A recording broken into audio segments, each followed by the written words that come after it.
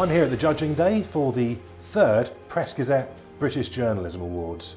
This is Press Gazette's new event celebrating great journalism that's both interesting to the public and in the public interest.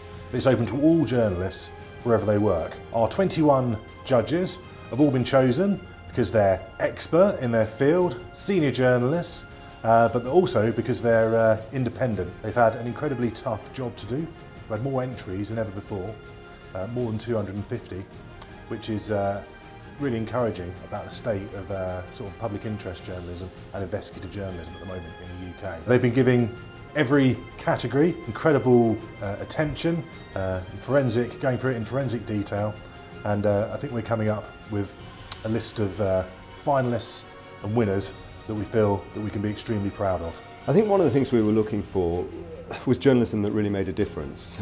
So it's not just fine writing, it's not even a great knowledge by the journalist, it's a great knowledge by the journalist and using that to some purpose.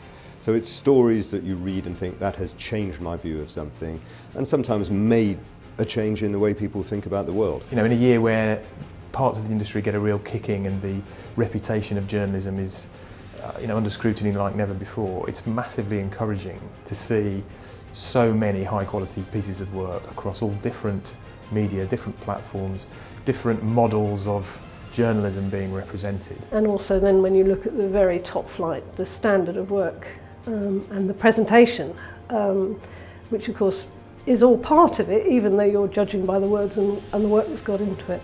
There's really some excellent stuff out there. I'm always amazed how high the calibre of applicants is, and when you get a huge wodge of entries to judge, and you start off thinking, heavens, I'll never get through this lot, and then you start getting increasingly absorbed in what you're reading. But the remarkable thing for me is once you get into the judging room and you start comparing notes and you come in with your list, it's remarkable how many people appear on every list. And very quickly you find there's a consensus around who the really good people are. The message that's come across in all of the sessions the judging sessions that I've been involved in this time is that important role that journalists play in holding power to account. And whether that's political power, commercial power, that role is being played as strongly as it ever has been by journalists, and they're using new techniques to tell stories, to unearth stories, and to compel an audience. They're using new techniques to do that in a strong and powerful way as they ever have. We keep beating ourselves up about the British journalism industry. We keep saying it's the end of British newspapers, where's it going?